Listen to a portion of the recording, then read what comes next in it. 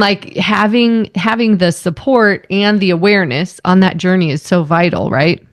Yeah, and you said brave, and I say like, yes, brave, because it takes a lot of courage. You have to muster up a lot of, even just to leave this kind of relationship. Yeah. But I would also say, I trust that there's a developmental push in all of us. Oftentimes I hear narcissists don't come for therapy, or why would a narcissist ever come for therapy? And it's true, probably many do not. So I'm biased because I'm talking about the ones who do come.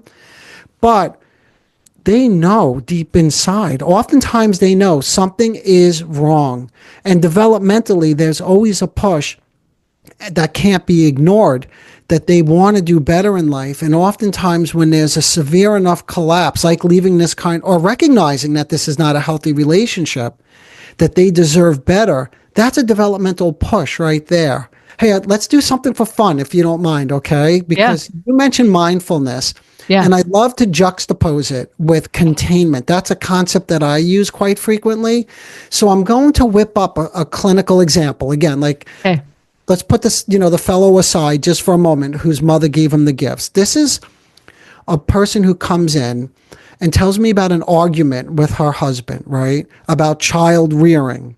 So I want to get your opinion on this, Lindsay, and you tell me, is this mindfulness? I'm going to tell you what I did, and then you say, yeah, this is, or it's not, or this is how it would look different. So I'm listening to the story about how there's a disagreement. He had a different opinion on how they should rear the child, right? And then she shifts and she starts telling me about what a wonderful weekend they had together. And I point out that I've noticed something, and I wonder if she's aware of it as well, that she was telling me about a disagreement and she seemed a little uncomfortable. And then suddenly she shifted, telling me about what a wonderful weekend they had. And if she's like, yes, I noticed that. Like it's a process, by the way, in terms of how I do this, because if there's too much denial, we have to go back and kind of take another pass at it in a different way. But if she's buying into it, I would begin to talk to her about what made her uncomfortable about thinking about a different opinion. You see, there's the difference that comes up in such subtle ways in everyday life, but that's quite devastating. So what does she do to handle it, to feel better? And this is what I talked to her about. In order to manage the difference, she goes to what a wonderful weekend it was. And some people could go to attacking the other person as well. That's a way to be together too. I know that seems paradoxical, but that is togetherness, because now you're in a fight, right?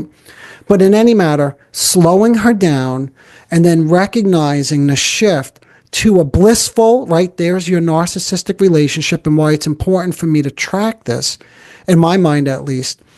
Would you call that mindful? I'm just curious. This is where I love to have a little dialogue with you. Would you call that mindfulness, or is that a little different? Yeah, no, I would definitely call that mindfulness. Because again, if we're looking at like what's going on inside of me, what's going on outside of me, and then making a choice on purpose, right? Like if you're noticing the distraction or the detour, and then you're bringing attention to like the discomfort, and then she's able to sit in the discomfort, recognize the context, what's going on outside of her that maybe prompted the discomfort, and then work through it with you.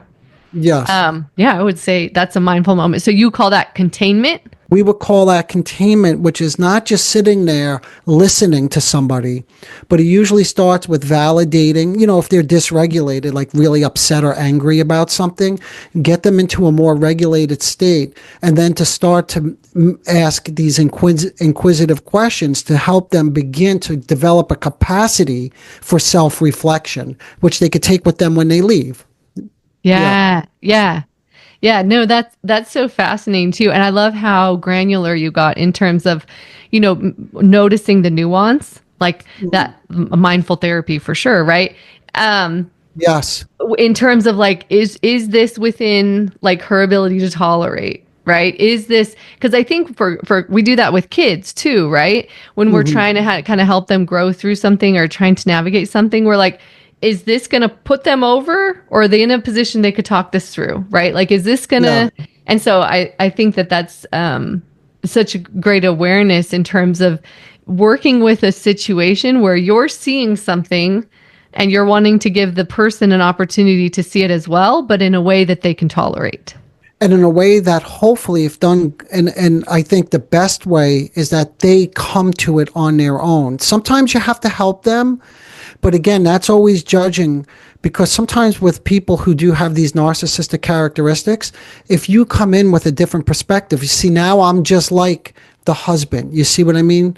So the goal, I don't know if I captured it in this little tiny vignette that I just gave, but the goal is to try to help them begin to recognize that I moved away, or just start to think about what just happened. So rather than saying, you felt anxious about separation, I wouldn't say that probably, unless I'm working with somebody and we've already used that language, because now I'm just telling them something, and I don't Too really confronting. yeah, it's confronting, because obviously they were avoiding it for a reason. Who am I to go force it back? Unless they're just close enough, they're on the precipice of it. Maybe I'll help a little bit, but usually I find it more valuable to ask the questions to see if I can help them get to it. Yeah, which is Yeah. so, again, so skillful. And I love that about your approach.